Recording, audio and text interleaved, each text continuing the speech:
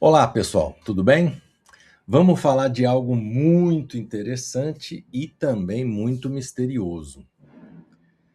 Esse ano nós estamos aí completando 53 anos, né? Desde que o mundo tomou ciência sobre a existência de algo que hoje chamamos de TPS, né? Ou Toyota Production System, ou seja, o sistema de produção da Toyota, né? Esse que foi, então, deu origem ao Lean Manufacturing e, na sequência, ao chamado Lean Thinking, né? O pensamento enxuto. 53 anos se passaram e ainda hoje não temos um caso real, não temos uma empresa que realmente conseguiu, de forma sustentável, replicar e obter os mesmos resultados que a Toyota conseguiu e que fizeram com que o mundo a visse lá em 1973. O que aconteceu? Por que é tão difícil? Por que as empresas não conseguem fazer isso? Onde é que elas estão errando? Será que é possível? Será que é impossível? Né? Muitas pessoas atribuem a questão do sucesso da Toyota ao fato de que tudo o que aconteceu ocorreu dentro da cultura japonesa. Então, atribuem a cultura japonesa como sendo a principal alavanca do sucesso que a Toyota obteve. Mas se isso fosse verdade, teríamos então diversas indústrias japonesas sendo iguais ou até melhores que a própria Toyota. E essa não é a realidade. Né? E sim, eu acredito que a cultura japonesa faz grande diferença, é um grande diferencial, mas não é o principal motivo para a obtenção dos resultados que a Toyota obteve. Né? Primeiro ponto que eu destaco, e acho que precisa ser evidenciado, é a questão seguinte: é preciso diferenciar necessidade de vontade. É preciso diferenciar precisar de querer. E quando a gente olha para as indústrias ocidentais, né, que são a maioria das empresas que estão buscando replicar os resultados da Toyota, a maioria delas apenas tem vontade, apenas querem ter os mesmos resultados que a Toyota. Acham legal, acham bonito, acham bacana, criam estruturas, criam departamentos, contratam profissionais, contratam consultorias para terem os mesmos resultados, porque querem ter os mesmos resultados. Querem ser eficientes. E o que precisamos entender é que lá, no começo, na década de 50, 1950, quando tudo começou a acontecer, quando tudo começou a se desenhar, ou até mesmo antes, eles não queriam ser eficientes. Eles não queriam ter melhores resultados. Eles precisavam. Eles precisavam ser eficientes. Eles precisavam ter melhores resultados. E na época, o único caminho encontrado para isso foi a eliminação de desperdícios. Então, eles não foram caçadores ferozes de desperdício porque era legal, porque era bacana, porque era divertido, porque dava destaque. Não. É porque eles precisavam, porque era uma questão de sobrevivência. Ou se fazia isso, ou a empresa fechava as portas. Não tinha opção. Não era uma escolha, era uma necessidade. Se quisermos sobreviver, precisamos fazer isso. A Toyota não tinha recursos.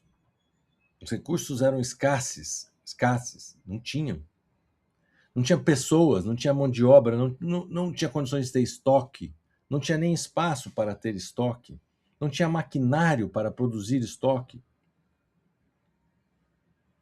Eles precisavam trabalhar do que nem tão sabio ainda que seria chamado de forma enxuta, trabalhar de uma forma enxuta. Era uma questão de não ter opção. E por incrível que pareça, quando você não tem opção, aí vem o grande fator motivacional. Porque a grande dificuldade, se você for estudar a história da Toyota, ela levou praticamente mais de 30 anos, desde o começo, das primeiras iniciativas, até então a consagração do modelo, foram 36 anos.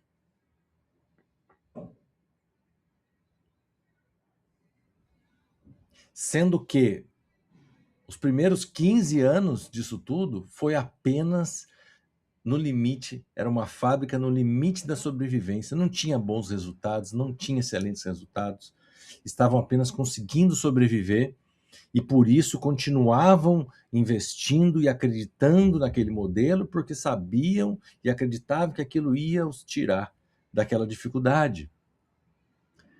Mas também porque não tinha opção. Se parassem, se mudassem de ideia, se voltassem atrás, fecha as portas, apaga a luz e fecha as portas.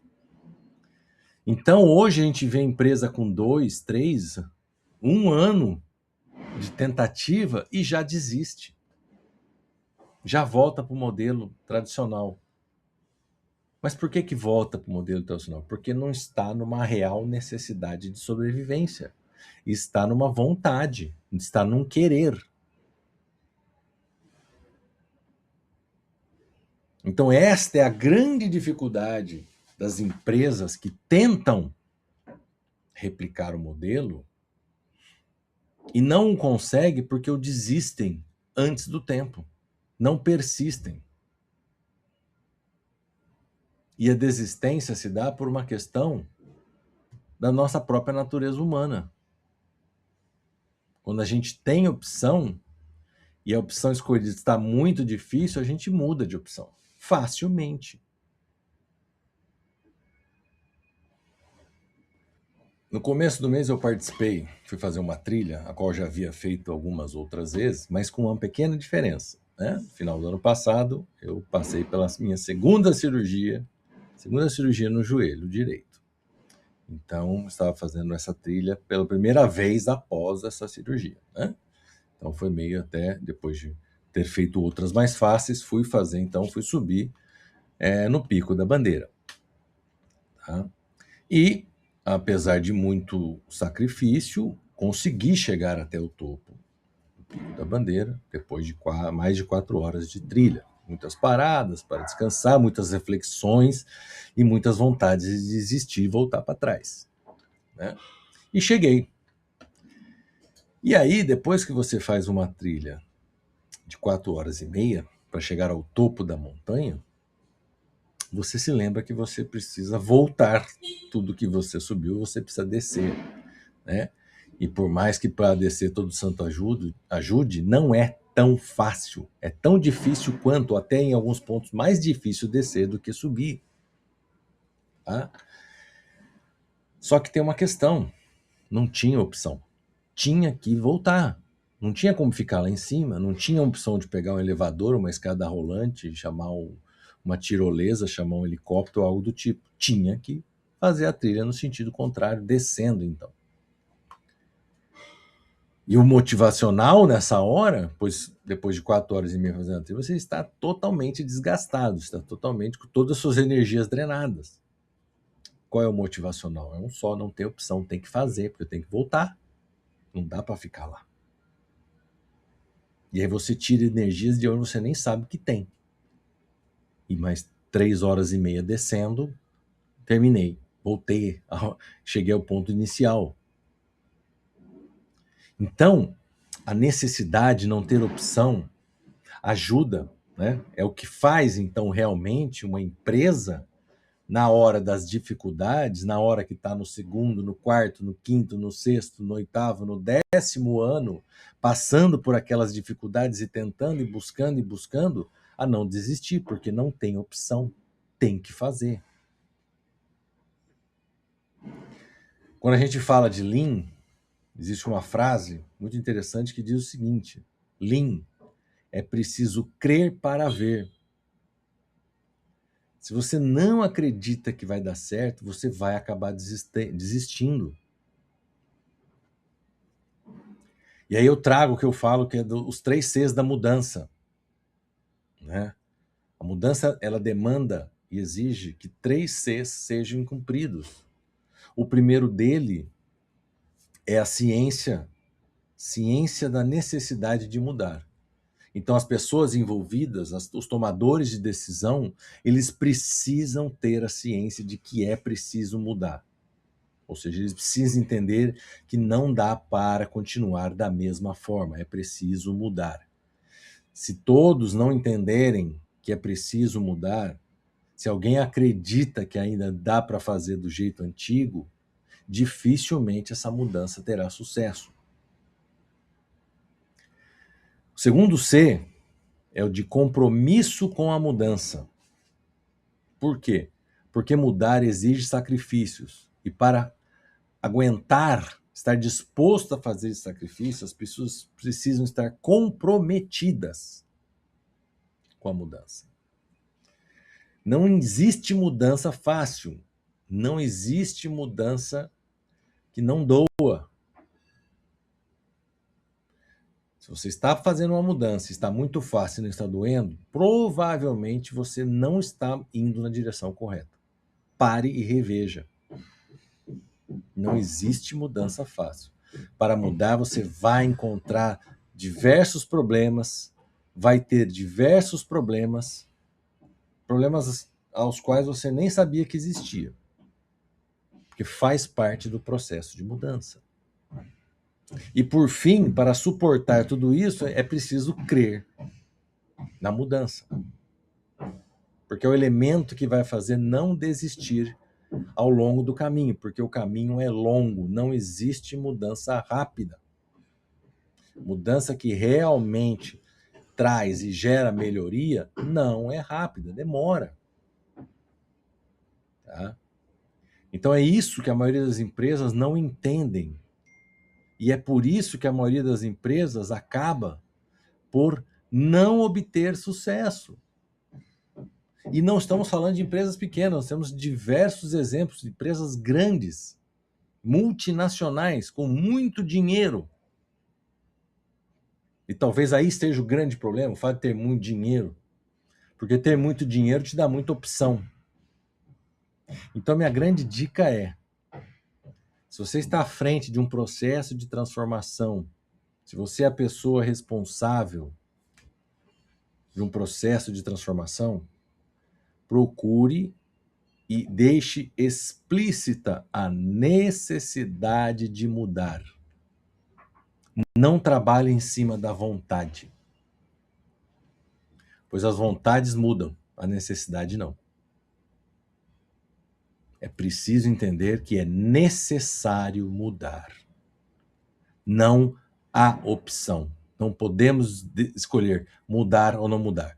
Temos que mudar. Foi isso que fez com que a Toyota, durante 15 anos, batalhasse, batesse ali na pedra, batendo, até para depois então ver a pedra se romper e começar a obter sucesso, o qual só veio, né, em termos de resultado, mais de 25 anos depois que ela começou. E a consolidação e o reconhecimento depois de 36 anos. Foi quando o mundo, então, tomou ciência e falou: isso aí é muito interessante, isso aí é muito bom. E foi, então, a celebração, né, a consagração do modelo. Então, se você está iniciando ou iniciou um processo de transformação acreditando que em 5 anos está tudo concluído, sinto muito lhe informar. Dependendo da realidade da sua empresa, em 5 anos você está começando a enxergar alguns resultados que vão então te validar. Vão te dizer, é por aqui mesmo, este é o caminho. Mas o grande resultado demora, não é rápido e não é fácil.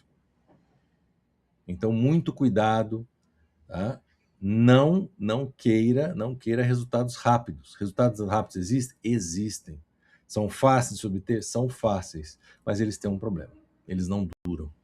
Eles não se mantêm. Ou, para que eles durem e para que eles se mantenham, você precisa gastar uma energia muito grande, chegando ao ponto, às vezes, de avaliar se vale a pena o ganho obtido versus a energia gasta, se um paga o outro. E não é isso. O objetivo não é esse, a ideia não é essa. Ok? Sejam muito bem-vindos. Fiquem à vontade para colocar dúvidas aí nos comentários. Assim que possível eu os responderei, tá? E nos acompanhem aí através de nossas redes, através de nosso contato, e convido-os para aqueles interessados em aprender a enxergar e aprender a eliminar desperdícios, a ler meus livros. Um Jeito Diferente de Enxergar os 7 Desperdícios, um livro muito fantástico e muito incrível, que traz uma metodologia muito interessante para ensinar as pessoas a enxergar desperdício, tá? E o mais recente, o Revelador de Desperdício, que traz alguns cases reais de empresas que obtiveram ganhos e melhorias através da identificação e da eliminação de desperdícios. Meu nome é Daniel Pezzi, sejam muito bem-vindos e vamos juntos rumo à mentalidade enxuta. Um abraço.